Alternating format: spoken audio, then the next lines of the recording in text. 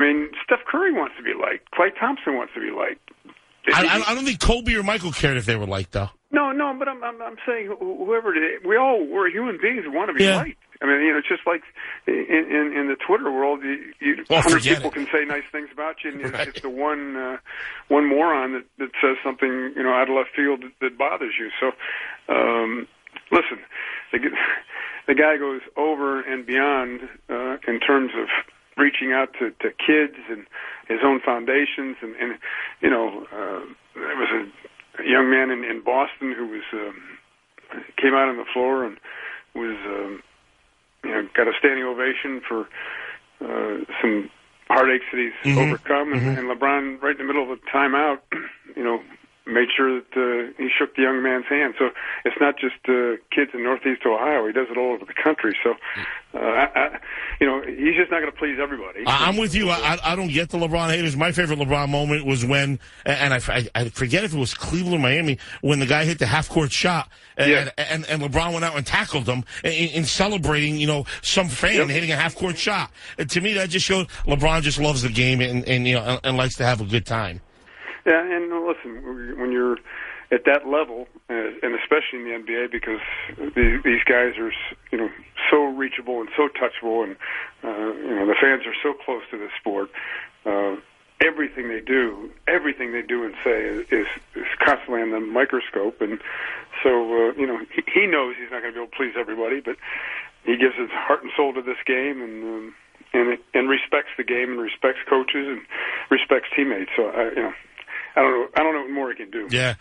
The Cavaliers were rumored to be making a few different deals. They got Channing Frye, but the one that was out there a lot was Kevin Love going to Boston. Obviously, that didn't come to fruition.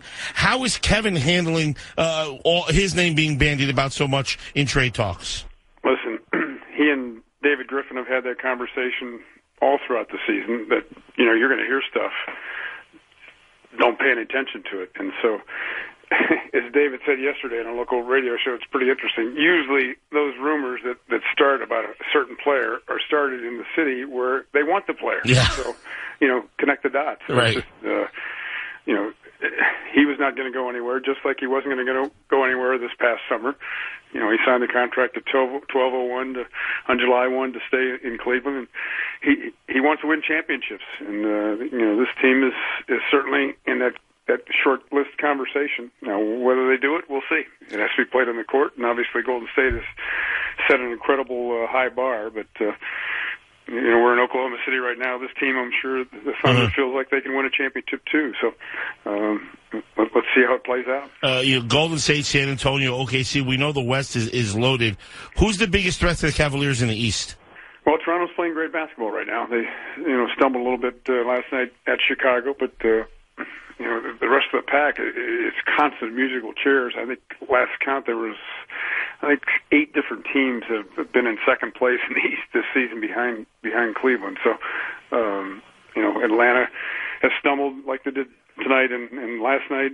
Miami now gets a surge, but they've lost a bunch of home games. So I would say Toronto, and answer your question, but when Chicago's healthy, they're right there, and Miami hopefully gets Chris Bosh back, they're going to be a factor. So, the East is definitely deeper than it was and has been the last couple of years. So there's, potential landmines out there. Paul Nano's talking to Fred McLeod, Cavaliers play-by-play voice.